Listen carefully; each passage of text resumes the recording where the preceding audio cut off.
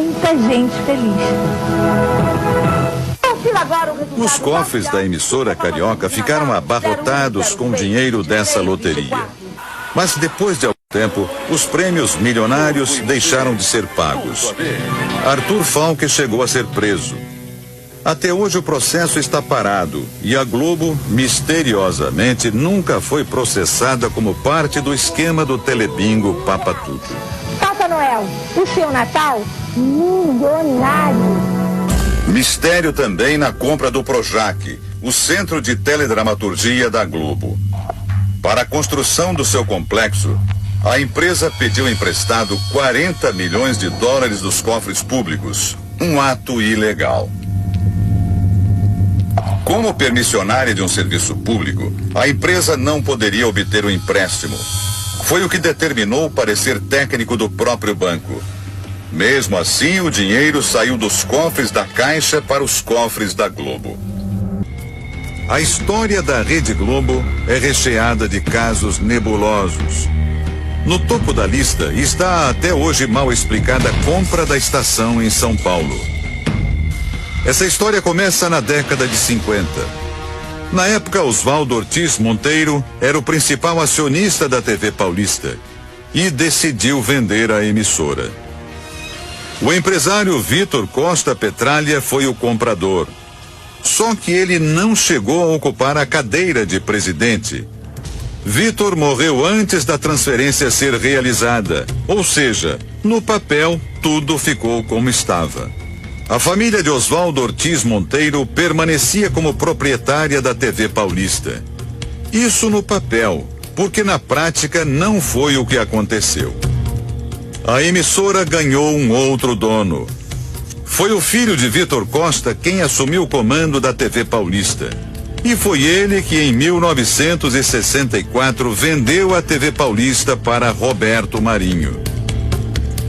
O chefão da Globo comprou a emissora de um homem que não era dono dela. Este jornalista confirma toda a história. Carlos Newton conta que a investigação da compra da TV Paulista começou no final dos anos 90, depois da morte de Oswaldo Ortiz Monteiro, o dono de fato, que não chegou a formalizar a venda para a família Costa.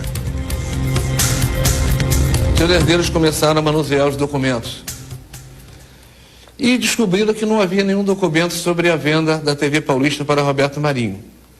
Eles então procuraram a TV Globo e pediram que a TV Globo exibisse os documentos.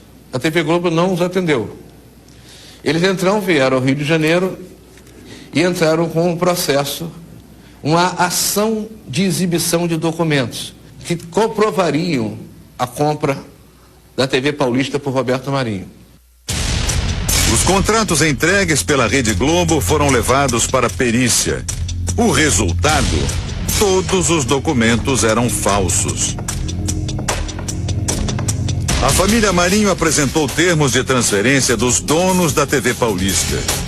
Um festival de erros grosseiros. Repare, os papéis foram assinados em fevereiro de 77. Nesta data, a TV Paulista já não existia mais. Chamava-se TV Globo.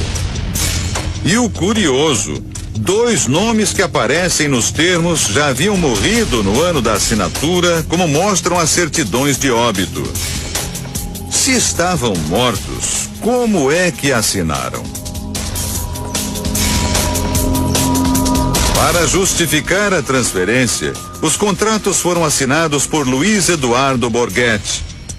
Borghetti era funcionário da Rede Globo e, pelo documento, ele teria recebido dos proprietários da TV Paulista o comando das ações.